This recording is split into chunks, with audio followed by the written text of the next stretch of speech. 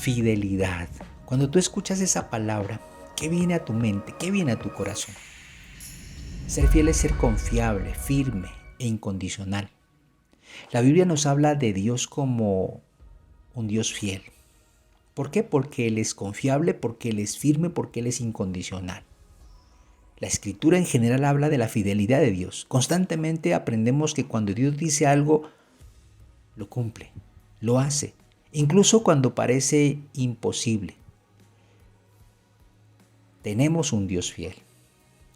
Pero también la Biblia nos habla de aquellos hombres y mujeres que pusieron su confianza en Jesucristo y se les escribe a ellos en diversas cartas y se habla de ellos como los fieles. Por ejemplo, los fieles de Éfeso, los fieles de Colosa.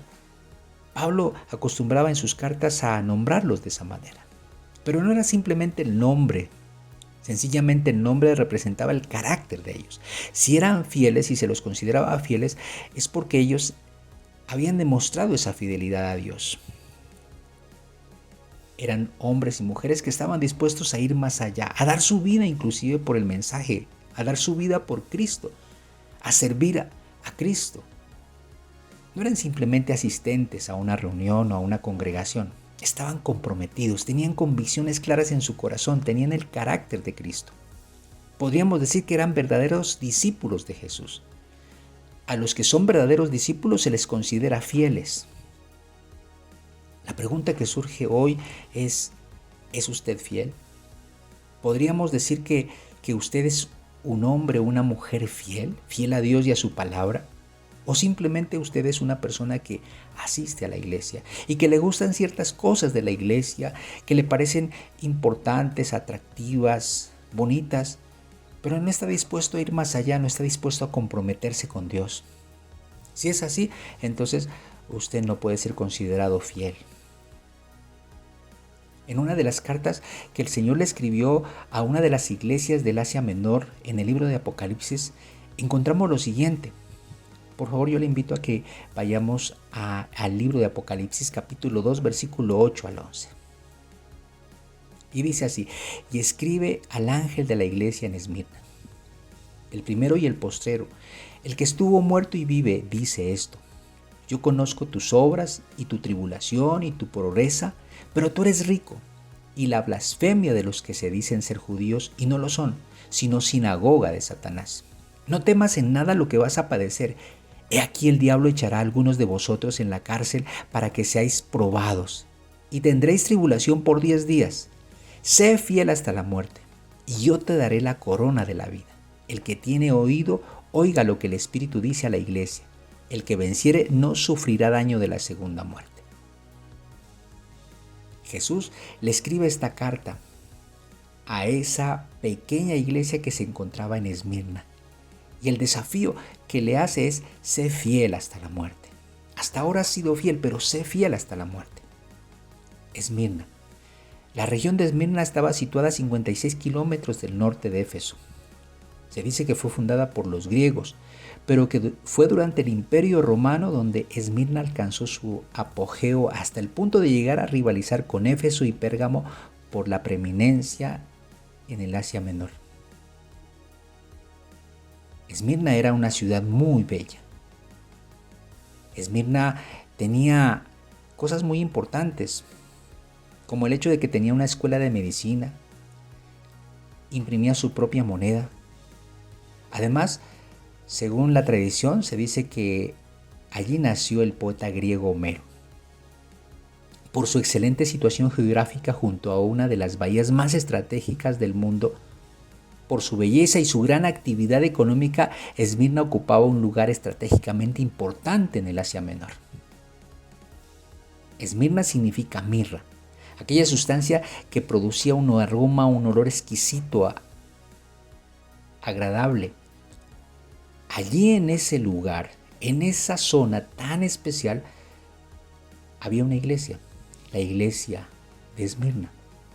En aquella rica ciudad creció esa pequeña congregación cristiana. No se sabe con exactitud quién fue el fundador de esa iglesia, pero ahí estaba. Ahí estaba esa iglesia que había sido fiel, que era considerada una iglesia fiel. Bueno, otro aspecto importante de esta iglesia es que allí hubo muchos mártires que estuvieron dispuestos a morir por el Evangelio, ¿sí? Creo que Policarpo fue uno de los mártires más de la historia más reconocidos en esta iglesia. Después de haber recibido esta carta, muchos años después, Policarpo sigue firme en la fe y dice que él se mantuvo firme. A él lo mataron, porque no estuvo dispuesto a arrodillarse ante César a decir que César era el Señor, sino que dijo que Cristo era el Señor. Y sencillamente murió. Entonces, estamos viendo la realidad de una región, pero la realidad de la iglesia allí. Nosotros estamos en el mundo, en este mundo en donde hay tanto auge. Hoy podríamos decir que estamos viviendo tiempos en donde hay mucho crecimiento, hay muchas cosas, hay mucha ciencia, hay mucha tecnología. Y en este mundo está la iglesia. Está usted, estoy yo. Ahora, ¿qué es lo que Dios quiere con nosotros? Dios quería de esta iglesia algo y veía en esta iglesia algo, que esta iglesia había permanecido ahí en medio de todo. O sea, esta iglesia no estaba allí buscando una posición en la región, o sea, queriendo ser reconocida por la región o queriendo ser mostrarse. Más bien estaba allí porque Dios le había permitido estar allí para compartir, comunicar el Evangelio de Jesucristo en medio de todo lo que implicaba vivir en esa región. No debió haber sido fácil estar en este lugar siendo una iglesia tan pequeña y con las condiciones que se tenía que vivir en ese lugar. Pues si era una región económicamente poderosa, si era una región de alguna manera que era atractiva y llamativa, pues todo lo que significaba cristianismo y todo lo que significaba fe, pues no era bienvenido, sencillamente. Todo aquel que no reconociera a César como su Señor, pues sencillamente no era bienvenido. La iglesia allí no era una iglesia que la pasaba bien, parece ser que la pasaban muy mal, muy mal, muy mal. La pregunta que yo me hacía, porque el Señor a esta iglesia le dice, sé fiel hasta la muerte, yo decía, bueno, ¿cómo ser fiel hasta la muerte? O sea, ¿cómo tener esa capacidad de ser fiel a Dios y a tus convicciones hasta la muerte? ¿Cómo hacer para mantenerse firme hasta la muerte? Y porque era literal hasta la muerte, o sea, a usted de pronto lo ponían a escoger en ese lugar. O su Cristo, o su Señor, o su Dios, o César.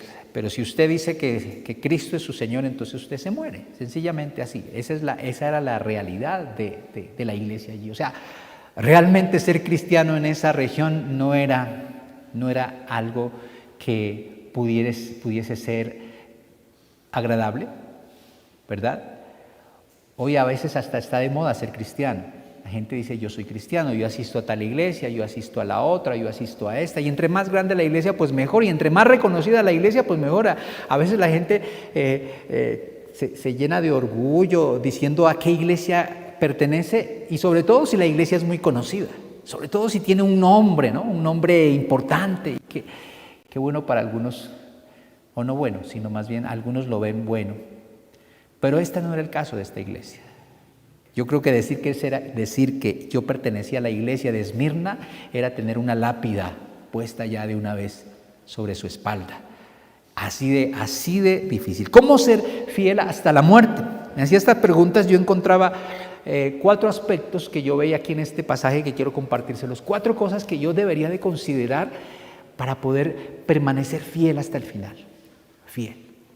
Porque cuando usted ve la iglesia de hoy no está llena de fieles, está llena de asistentes a la iglesia, pero no fieles a Dios. Y la iglesia de este tiempo cada vez está menguando, está creciendo las multitudes, pero eso no significa que la verdadera iglesia esté creciendo. El remanente al final será muy pequeño, esa es una realidad. O sea, al final de los tiempos la iglesia de Cristo será muy pequeña, muy pequeña. No podríamos decir que podríamos llegar la iglesia a ser más del 50% de la población del mundo. Difícilmente no se podría llegar a eso. La iglesia verdadera, ¿no? La iglesia fiel, aquellos que realmente tienen convicciones y permanecen hasta el final. No estamos hablando de personas itinerantes en la iglesia, o sea que están aquí, están allá, están allá. No, estamos hablando de fieles, de personas dispuestas a permanecer, pase lo que pase, suceda lo que suceda. Esas personas al final van a ser muy pocas, muy poquitas.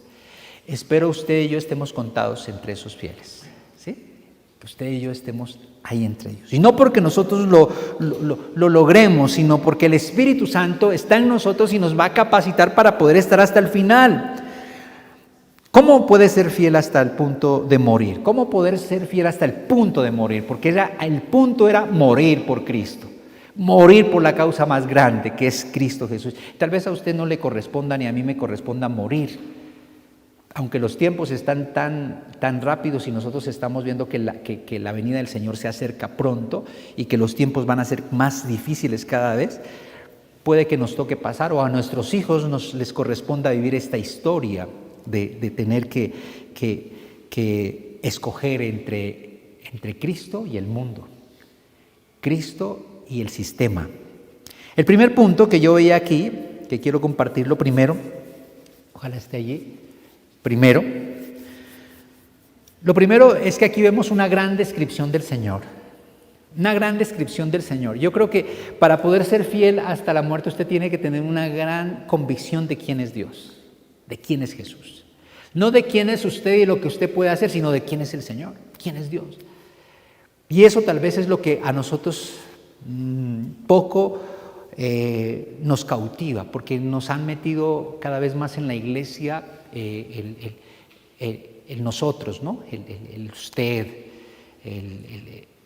sus capacidades, sus talentos. Y creo que esta iglesia permaneció allí porque sabía quién era su Señor.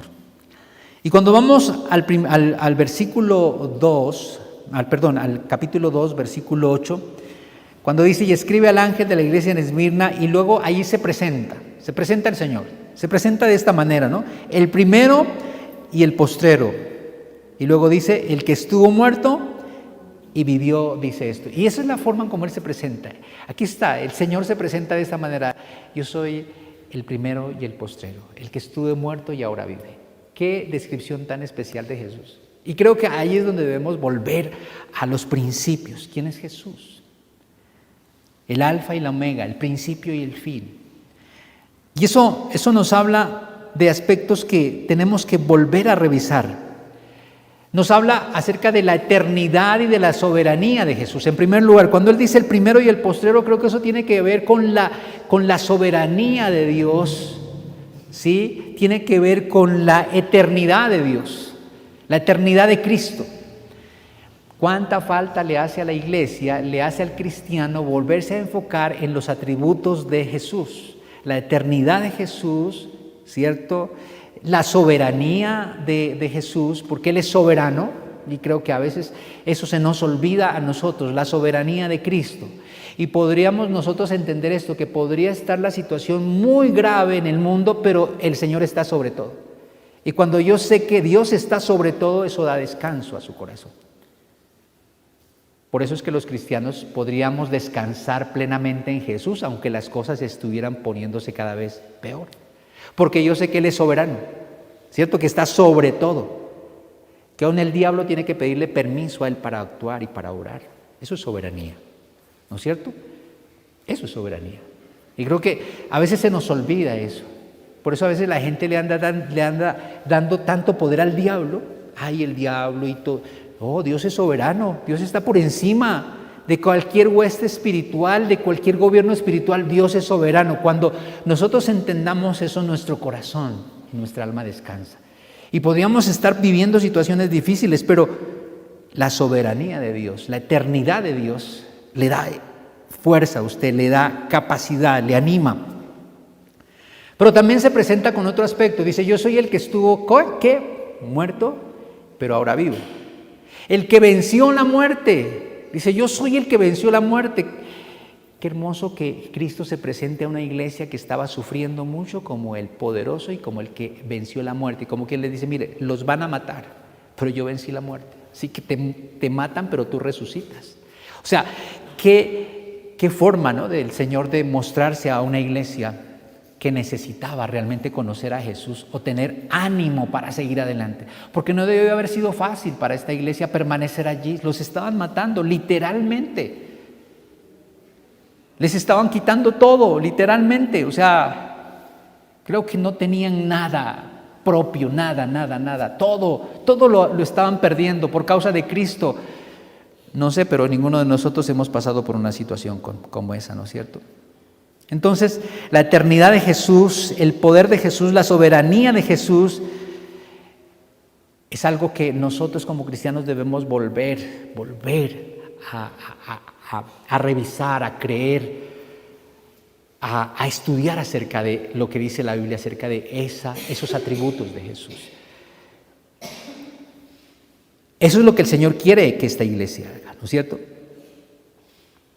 Y el Señor les habla, mire, yo soy el eterno, yo soy el que estuvo muerto, pero que ahora vivo. Y creo que es esperanzador cuando tenemos a un Cristo vivo, ¿no es cierto? A un Cristo que venció la muerte, porque de eso se trata.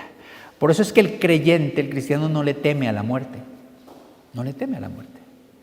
Porque sabe que la muerte es sencillamente el paso inmediato a la eternidad con el Señor. No le temes.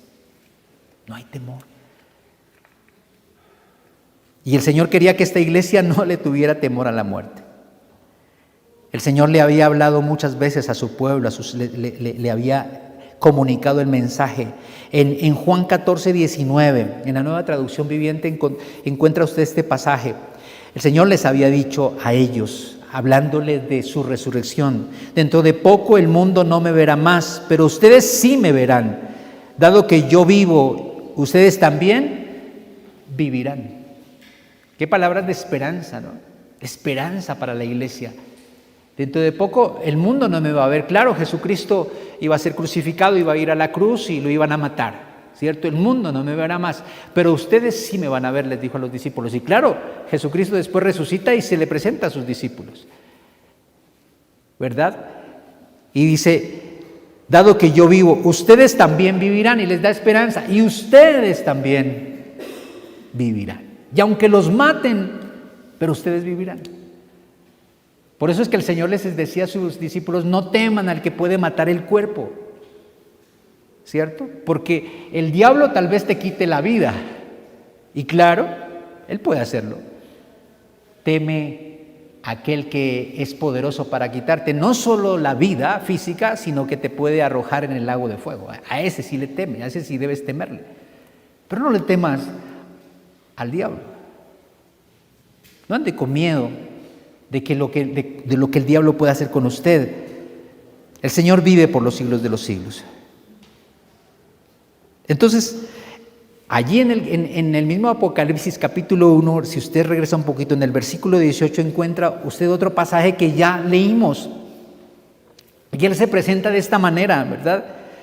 Y lo voy a leer en la Nueva Traducción Viviente. Dice: yo soy el que vive, estuve muerto, pero mira, ahora estoy vivo por siempre y para siempre, y tengo en mi poder las llaves de la muerte y de la tumba.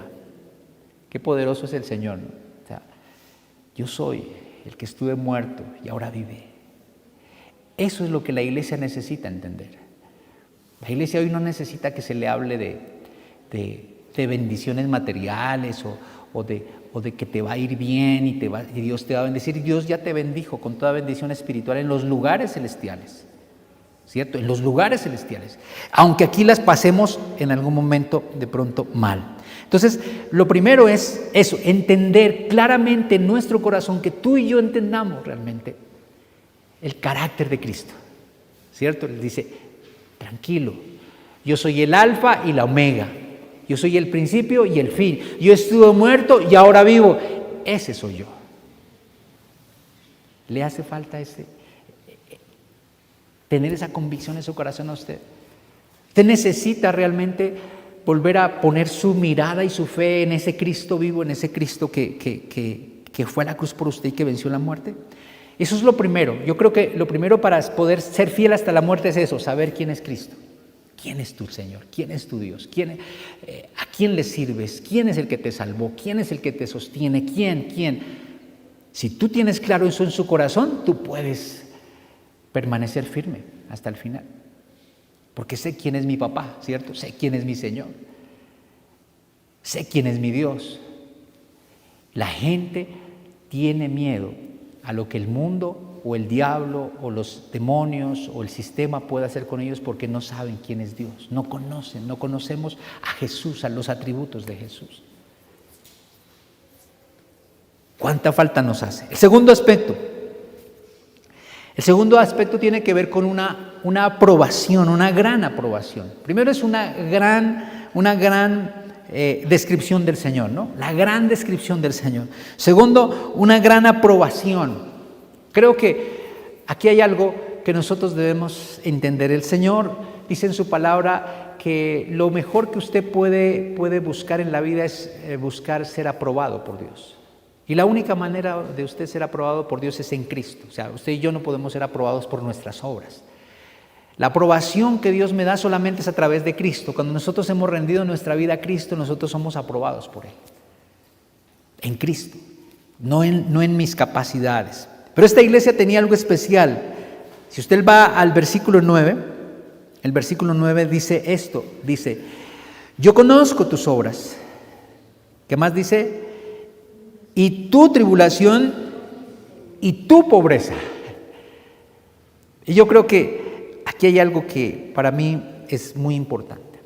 Dice que en los manuscritos originales, en los más antiguos, no aparece la palabra yo conozco tus obras, sino dice tu tribulación y tu pobreza. Solamente se enfoca en la tribulación y en la pobreza. Esta iglesia de Esmirna echa al piso toda la doctrina que hay en este mundo de la prosperidad.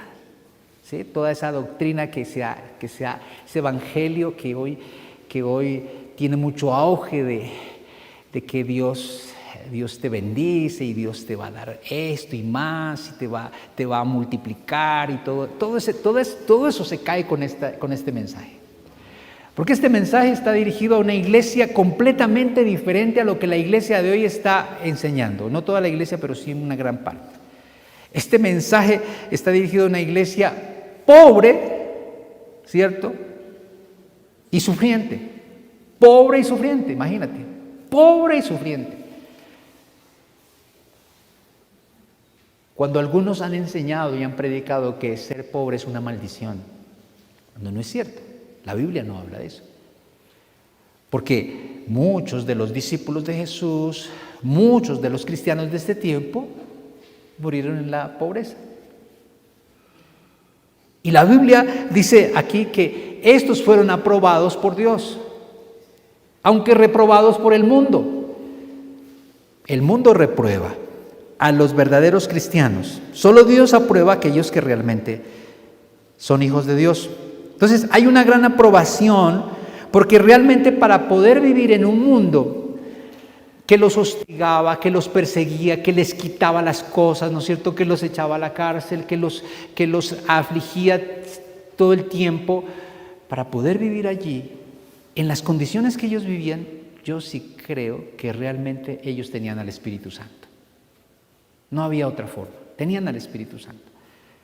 Tenían a Cristo en sus vidas. Por eso es que el Señor los aprueba. Porque tenían claro en su corazón quiénes eran en Cristo Jesús. No era lo que tenían y lo que habían logrado lo que les daba sentido a la vida. Por eso le dice, yo conozco tu tribulación y tu pobreza. Le dice, yo conozco que tú estás pasando por momentos difíciles y yo conozco tu pobreza. Yo conozco. Primero les habla de la tribulación. Tribulación significa en ese contexto asedio, presión, cualquier cosa que carga el espíritu. La tribulación es algo que carga tu alma, carga tu espíritu. El Señor conocía realmente el asedio y la presión a la cual los creyentes de esa iglesia estaban siendo llevados cada día. Conocía. Y es aquí donde yo puedo también entender en la palabra de Dios que Dios conoce qué mal la estás pasando. Dios conoce tus dolores y tus sufrimientos, Él lo sabe. Él sabe. O sea, Él no es ajeno a tu situación que tal vez estés viviendo y que no se compara tal vez a lo que ellos vivieron, pero cada uno de nosotros tal vez pasamos por momentos difíciles en la vida y podremos pasar por momentos más difíciles, seguramente que sí. La iglesia de hoy tiene que estar preparando a su iglesia para enfrentar momentos más difíciles todavía. Yo creo que ese es el papel de la iglesia de hoy, preparar a la iglesia para que pueda vivir en este mundo cada vez más difícil y enfrentar este mundo y permanecer fiel hasta el final. Cuando uno tiene hijos, lo que debe hacer es preparar a sus hijos para que enfrenten la vida, ¿sí o no? Es mostrarles realmente que el mundo es duro y prepararlos para que ellos enfrenten la presión, para que no cedan ante las tentaciones, para que tengan el carácter de mantenerse firmes ante las tentaciones y ante la carne y ante todo aquello que el mundo ofrece.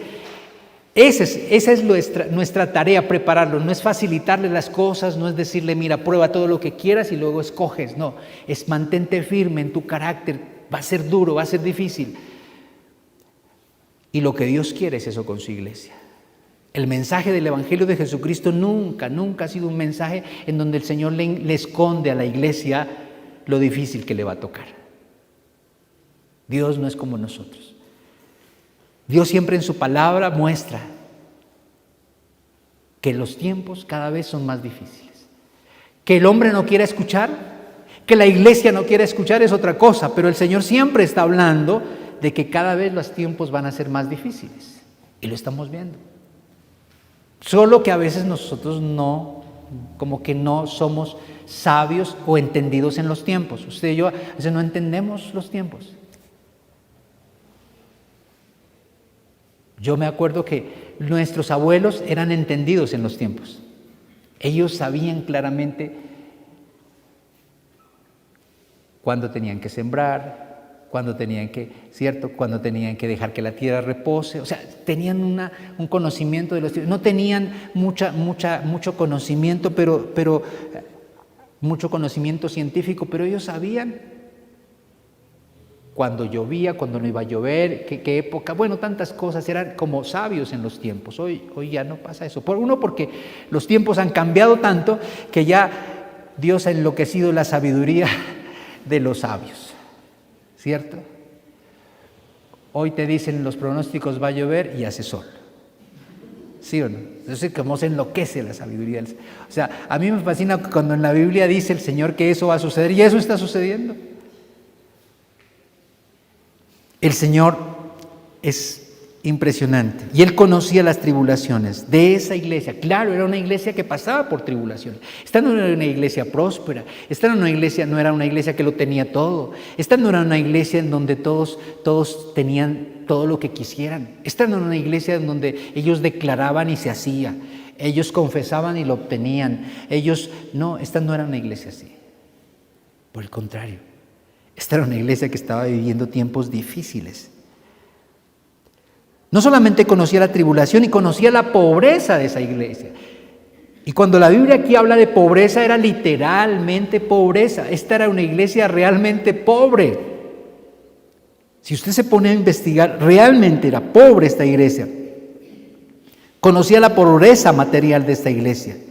Los creyentes de Esmirna, aunque vivían en una región muy próspera, con mucha plata, si la región se llamaba la ciudad dorada, ¿cómo sería el auge económico en esa región, verdad? Pero ahí estaba la iglesia. Y esta iglesia era contradictoria, ¿no? En una región muy próspera, pero había una iglesia pobre. ¿Qué tal? En una región muy próspera había una iglesia que la estaba pasando difícil, que no la estaba pasando muy bien. La pobreza. Por eso es que Esmirna significa eso. Para dar un buen olor hay que machacar, ¿cierto? Y creo que todo cristiano, de alguna manera, para que tú des un buen perfume, tienes que pasar por momentos difíciles. Es la única manera de poder dar eso. Y el sufrimiento y la pobreza para ellos se había convertido seguramente en eso, a dar un buen aroma. En Hebreos 10, capítulo 10, versículo 34, encontramos este pasaje. Lo estoy leyendo en la Nueva Traducción Viviente porque es un poco más claro.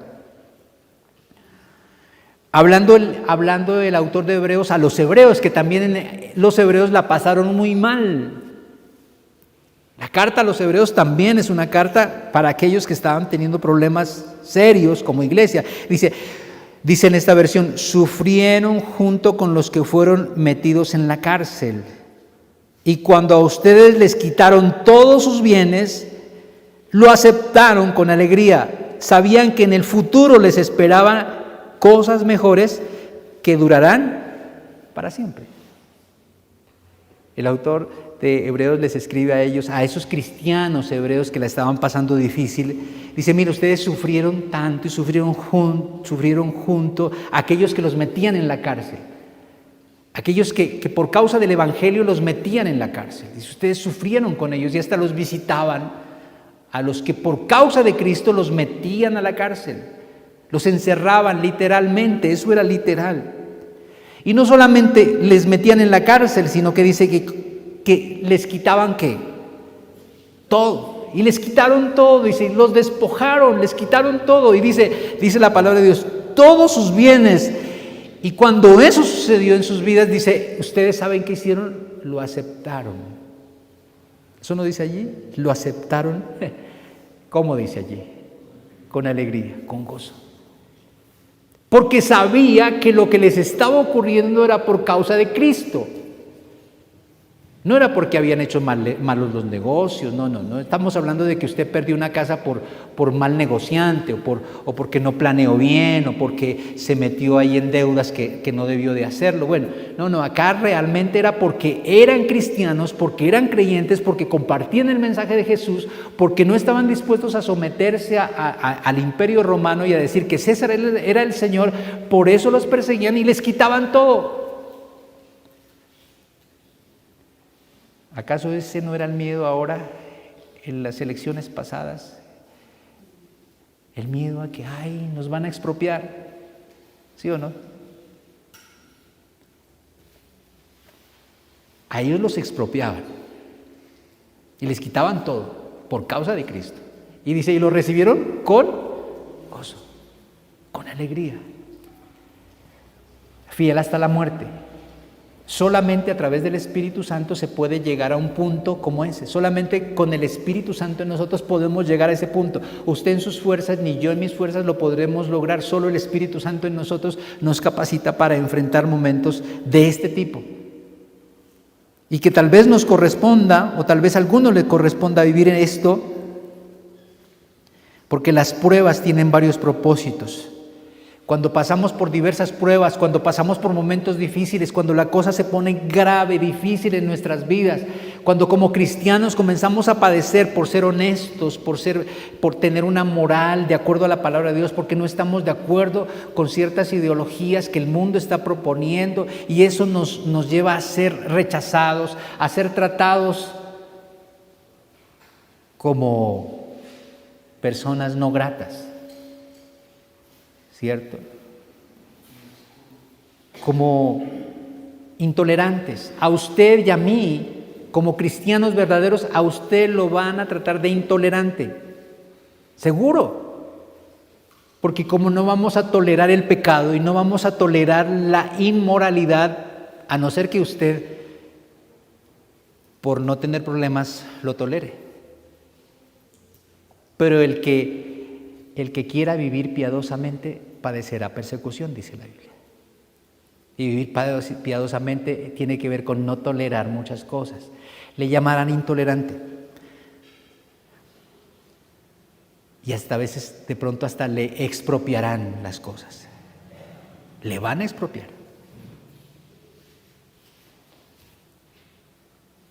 Pero eso tiene un propósito. Las dificultades, las tribulaciones tienen un propósito. Es que usted como cristiano cada vez sea mejor. Tenga un carácter más fuerte, más firme. que aunque la pase mal, ustedes tienen el carácter en su corazón, la fe intacta, ¿no es cierto? La fe intacta, la convicción en el Señor intacta. De ahí permanece. A mí me asombra Araceli que cuando la vamos a ver, ella no pronuncia una palabra que diga por qué Dios o que reniegue de Dios en la condición en que ella está, ¿no? Que es muy dolorosa y muy difícil. Y creo que la familia está tampoco. Porque podemos pasar momentos difíciles en la vida. Usted no sabe cómo va a ser su morir. Usted no sabe cómo vamos a tener que morir, no lo sabemos. Que Dios nos dé la gracia para mantenernos firmes hasta el final, así nos corresponda pasar momentos difíciles. Entonces los problemas tienen que ver con eso, conformarnos, hacernos más como Cristo, ¿no es cierto? También tiene un propósito, manifestar el poder guardador y la gracia de Dios. Cuando Dios permite situaciones difíciles en nuestra vida, Dios muestra su poder guardador y su gracia. Cómo Dios te cuida y te guarda en medio de... La idea del cristianismo no es orarle a Dios para que Dios nos quite los problemas y nos quite las aflicciones, sino para que nos dé la gracia suficiente para mantenernos en medio de la aflicción. Esa es la esencia del evangelio verdadero, o sea, que Dios te da la gracia para mantenerte firme hasta el final en medio de... ¿Acaso no dice el Salmo 23 eso? Aunque ande en valle de sombra de muerte, yo no temeré mal alguno. El salmista no le estaba orando al Señor, Señor, no quiero pasar por el valle de sombra de muerte, sino le dijo, si tengo que pasar por el sombra de valle de muerte, no temeré mal alguno, porque tú estarás conmigo y tu vara y tu cayado me infundirán aliento. Cuando hemos perdido de vista la visión correcta o hemos dejado de ver a Dios con la visión correcta. Que Dios no es un Dios que esté para que te quite todas las tribulaciones y todos los problemas, sino que te mantiene y te sostiene y te da la gracia para que tú pases y forma el carácter. Así lo ha hecho con la iglesia, así lo ha hecho todo el tiempo. Dios no ha cambiado, Dios siempre ha obrado de esa manera y obrará de esa manera. Hablar un poquito de lo contradictorio que es este pasaje cuando habla. Dice, yo conozco tu pobreza, y le dice, pero tú eres rico. Hablar de la riqueza de los pobres, por ejemplo, y hablar de la pobreza de los ricos. ¿Sí o no? Eso es lo que la Biblia nos está enseñando aquí. Esta iglesia nos ayuda muchísimo a nosotros a entender acerca de la riqueza de los pobres. Y de que la pobreza económica, cuando yo estoy viviendo dentro de los principios y dentro de la voluntad de Dios, no tiene que ser una maldición, sino una bendición para usted, porque ahí usted crece, porque ahí usted depende de Dios. Cuando somos escasos, cuando hay estrechez en nuestras vidas, cuando no lo tenemos todo, cuando usted no tiene todo para tenerlo todo, usted aprende a depender de Dios. Usted depende de Dios. No depende de nadie más. Siquiera su trabajo ni su sueldo, sino depende de Dios. Cómo Dios provee sobrenaturalmente. Nosotros lo hemos experimentado de esa manera. Cómo Dios sostiene. Por eso le dice, pero tú eres rico. Tú eres rico. Y luego vamos a ver a otra, al final, en otro mensaje a otra iglesia, dice, tú crees que eres rico, pero eres pobre. Pobre, desnudo, le dice, ¿cierto? Desventurado y todo lo que el Señor, porque el Señor le puede decir lo que quiera.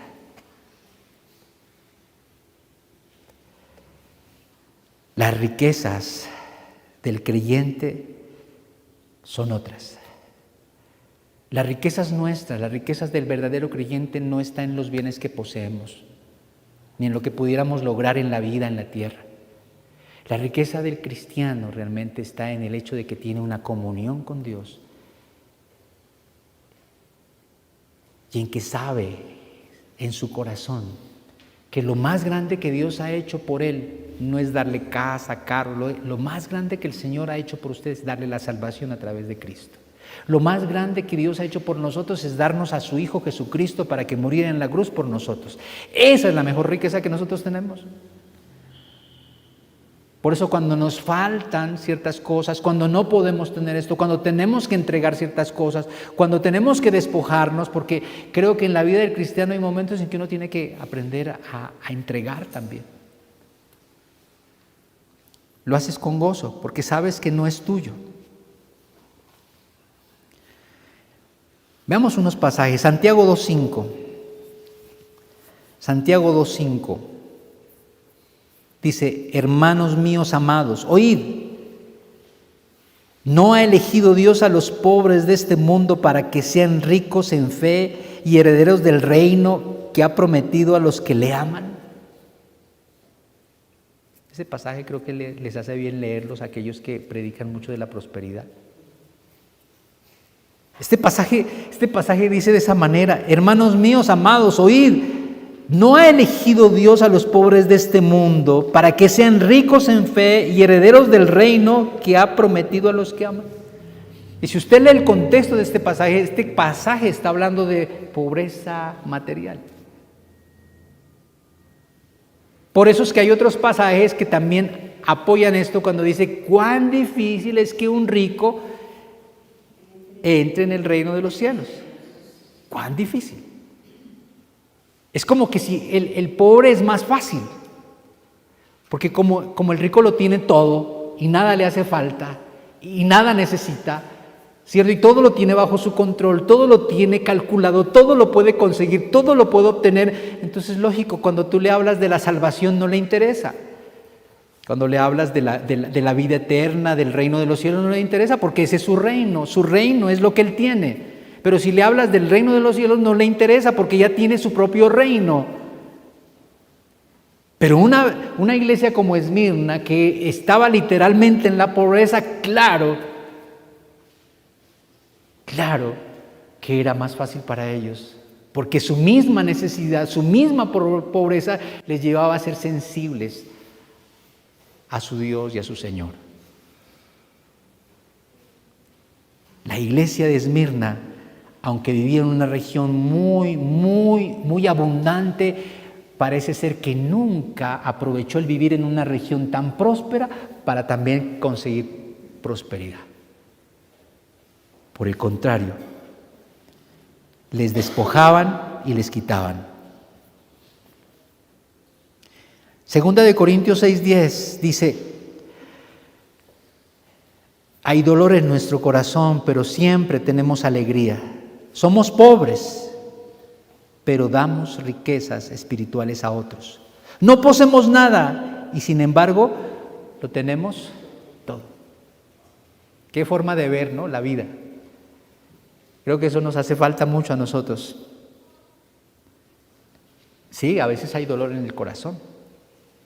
A veces la situación es complicada. Y ellos decían: pero siempre tenemos alegría. Cualquiera que sea nuestra situación, siempre tenemos alegría. Somos pobres, pero damos riquezas espirituales a otros. Por eso es que Pedro le dijo a aquella persona: no tengo ni plata ni oro, pero de lo que tengo, te doy. Y creo que esa es la iglesia. No poseemos nada. Y sin embargo, lo tenemos todo. Yo creo que es bueno vivir así. La iglesia debe volver a vivir de esa manera, ¿no? No tengo todo. Hay gente que tiene escrituras de esta casa, escrituras de la otra, escrituras del otro apartamento, escrituras y como que si eso realmente les diera sentido a su vida. Necio, dice la Biblia, ¿no? Necio.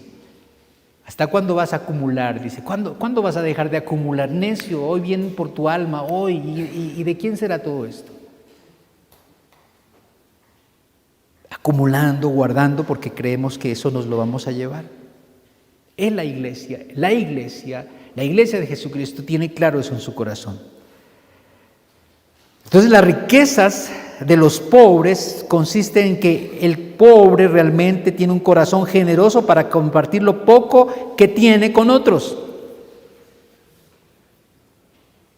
Y creo que ahí es donde debemos nosotros comenzar a vivir como la iglesia de Esmirna, ¿no? Lo poco que tenemos lo vamos a compartir con otros. No lo mucho que tengamos lo vamos a compartir, sino lo poco que tengamos lo podemos compartir. Y no es fácil, porque la carne no quiere. Segunda de Corintios 8:2 dice de esta manera, creo que no está ya en diapositiva, dice así, segunda de Corintios 8:2. Dice, hablando de la ofrenda para los santos, ¿no? Dice que en gran prueba de tribulación, la abundancia de su gozo y su profunda pobreza abundaron en riqueza de su generosidad. La riqueza de los pobres. ¿Sabes cuál es la riqueza de los pobres? La generosidad. ¿Tú no te has dado cuenta que a veces la gente entre menos tiene, entre más pobre es más generosa? Yo he visto gente más generosa, que entre menos tienes más generosa. Pero cuanto más tenemos, menos generosos, porque ya nos gusta tenerlo, ¿no? Pero sí hemos visto gente que entre menos tiene hay más generosidad, más generosidad. Que Dios nos haga una iglesia así. O sea, yo creo que esa es la oración por la iglesia. Dios nos haga generosos. Y no debes esperar a tenerlo todo para ser generoso. Aún de lo poco, sé generoso. Y eso está hablando allí, ¿no es cierto? De la abundancia. Dice, aún teniendo tribulación y abundancia de gozo y profunda pobreza, abundaron en riqueza de generosidad. Y dice, pues doy testimonio de que con agrado han dado conforme a sus fuerzas y aún más allá de sus fuerzas. ¿Cuánta falta hace una iglesia generosa en este tiempo? O sea, no en el sentido de que demos para ver cuán rico me vuelvo, porque eso no es generosidad. Eso es un negocio que estoy haciendo. Y como la iglesia ha ayudado a eso, que haga este pacto, que haga el otro pacto, que siembre aquí, que siembre allá para que coseche, que no es el evangelio de Jesucristo. El evangelio de Jesucristo es, sea generoso, dé sin esperar recibir nada, por gratitud solamente, por agradecimiento. Y allí es donde nosotros debemos comenzar realmente a crecer. Y esta iglesia tenía cosas, y el Señor vamos al versículo 9 de Apocalipsis, nuevamente al versículo 9, cuando le dice, yo conozco tus obras y tu tribulación y tu pobreza, pero tú eres rico, y dice, y la blasfemia de los que se dicen ser judíos y no lo son, sino sinagoga de Satanás.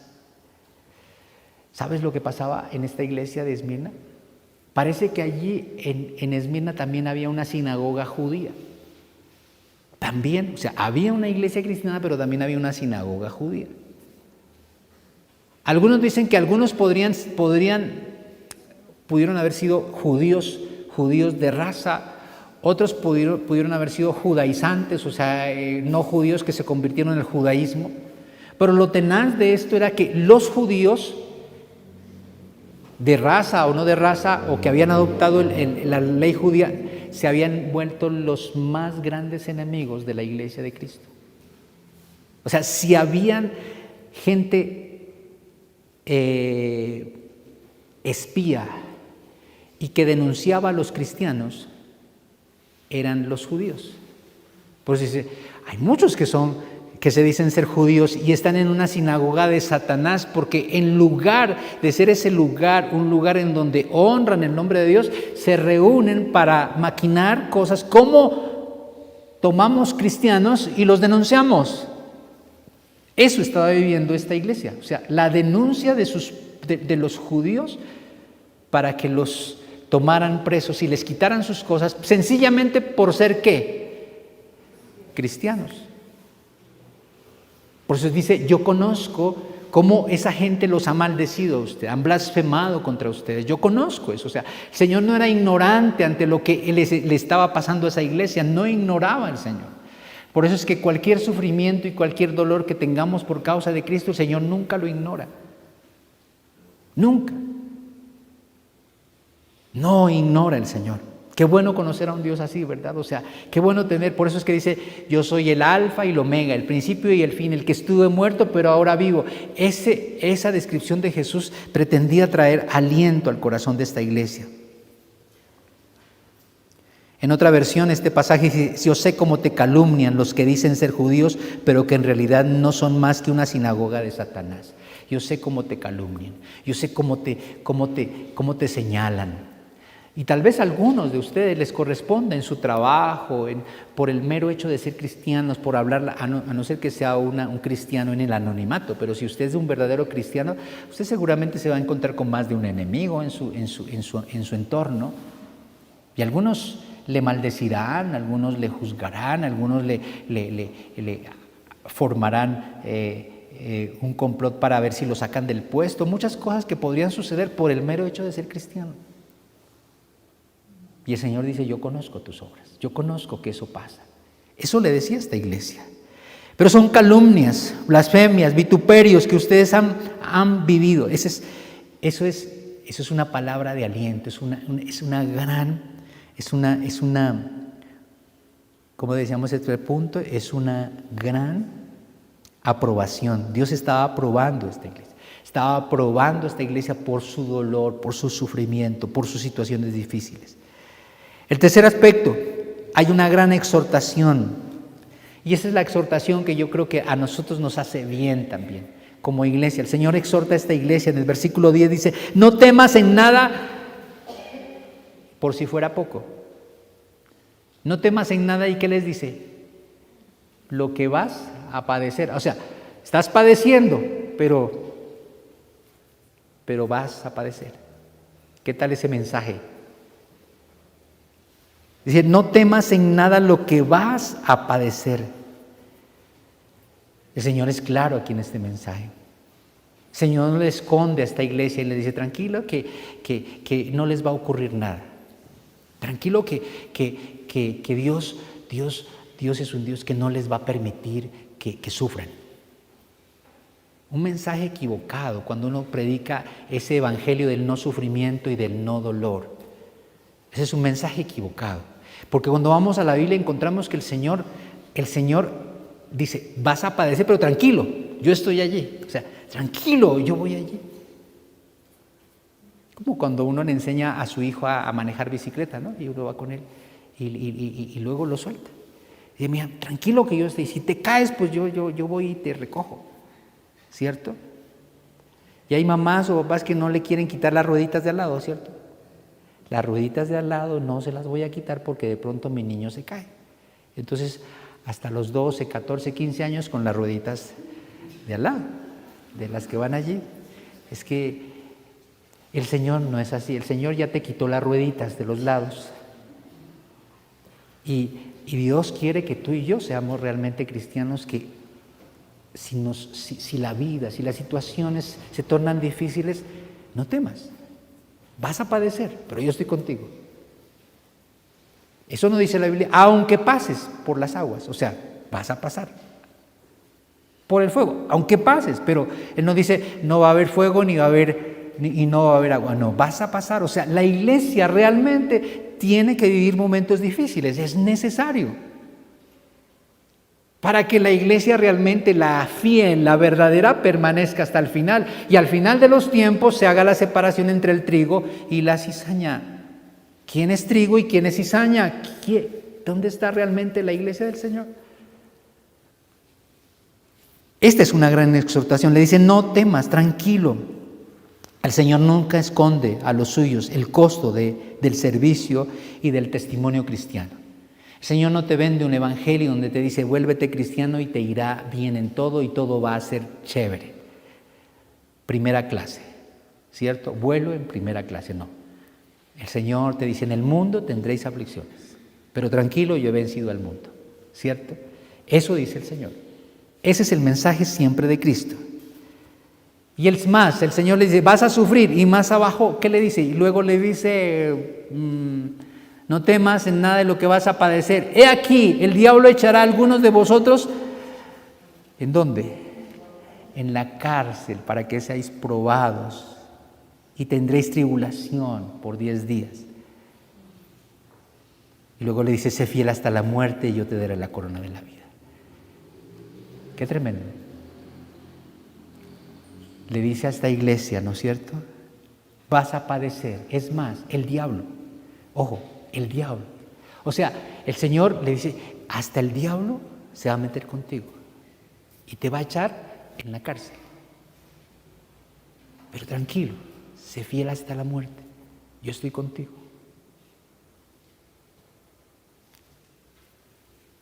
¿Cuál es la enseñanza equivocada de estos tiempos?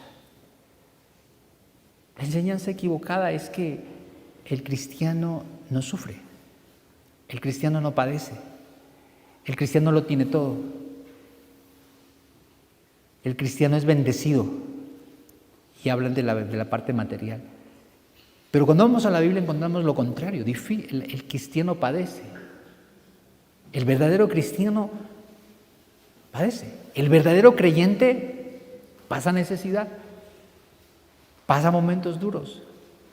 Al verdadero creyente también se le muere el papá, la mamá, los hermanos, también le da cáncer, ¿no es cierto? También, y no es una maldición, es parte.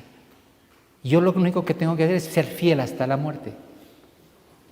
Ese es el cristianismo verdadero y debo ser fiel hasta el último día, fiel hasta el último momento, permanecer firme, pase lo que pase, fiel. Ayer a algunos les envié un videíto corto por allí, no sé si lo vieron. Me parece chévere el muchacho, ¿cierto? Un muchacho sin brazos, pero gozoso. Y con la Biblia, ¿no? Y no sé cómo es que hace para coger esa Biblia así. La coge con los pies, la lee y da un mensaje, lean, muy chévere. Un mensaje impresionante que da ese chico de la fidelidad a Dios, del permanecer fiel, de que no te preocupes por cosas materiales, ¿cierto?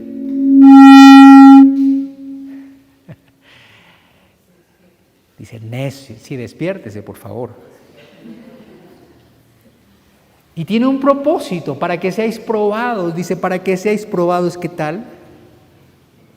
Y tendréis tribulación. El Señor no le esconde a nada, no le esconde a la iglesia. No espera un evangelio. Cuando a usted le prediquen un evangelio de todo bien, todo chévere, todo bacano, usted tiene que salir de allí, porque ese no es el evangelio. Pero cuando a usted le enseñen que la Biblia dice que van a haber momentos difíciles, pero que el Señor va a estar allí, que lo va a sostener, que lo va a sustentar, ese sí es el evangelio. Pero usted, ¿qué tiene que hacer? Fiel. Fiel. Y si tiene a Cristo, y si tiene al Espíritu Santo, y si usted ora, lee la palabra, está allí con el Señor, permanece conectado a la vid, usted permanece porque es de Cristo. Y el Señor lo sostiene hasta el final. Porque así es el Señor. Que Dios nos ayude a hacer esa iglesia verdaderamente como dice aquí, ¿no? Por eso el punto 4, ya para terminar, dice, hay una gran promesa. Sé fiel hasta la muerte y yo te daré la corona de la vida. Ahora, no está hablando de la corona de la salvación. Esta corona de la vida no es la salvación, porque la salvación es por gracia. Seguramente que hay un reconocimiento grande para aquellos cristianos al final de los tiempos, para aquellos cristianos que permanecen fieles hasta el final, aunque la hayan pasado re mal, va a haber algo especial. Dios no se queda con nada. Si yo te daré la corona de la vida. Un reconocimiento especial de parte del Señor. Qué bueno, ¿eh? Recibir un reconocimiento del Señor. Si a usted le gusta que lo reconozcan aquí en la tierra, que le den aplausos, nos gusta. Que le den un certificado aquí, ¿verdad? Ay, me dieron estoy haciendo un diplomado y me dieron este certificado y la gente me aplaudió. Bueno, puede ser chévere, pero ¿sabe qué dice la Biblia? Al que es fiel, allá el Señor le tiene algo mejor que eso. Porque no es un diplomado lo que usted está haciendo. Porque se trata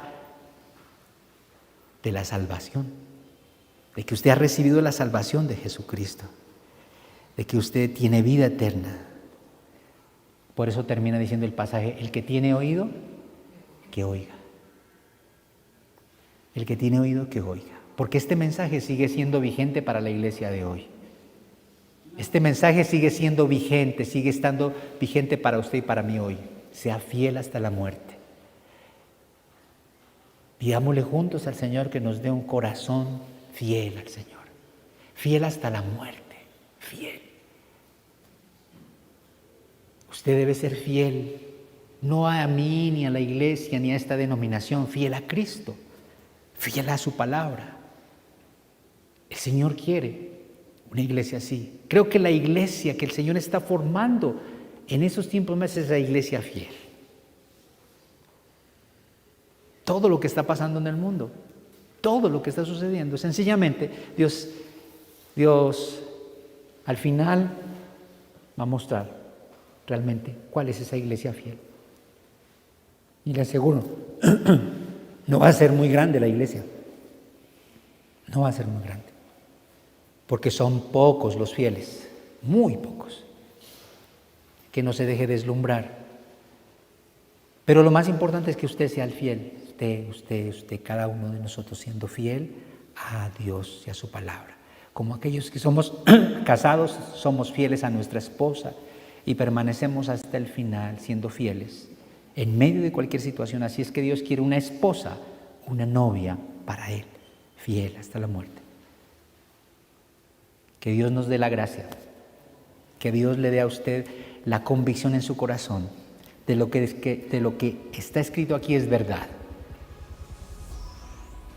Por eso vuelva y lea lo que dice al comienzo: bienaventurado el que oye, el que lee el mensaje de esta profecía para hacerla, será bienaventurado. Feliz, feliz, feliz el que entienda el mensaje para la iglesia en este tiempo.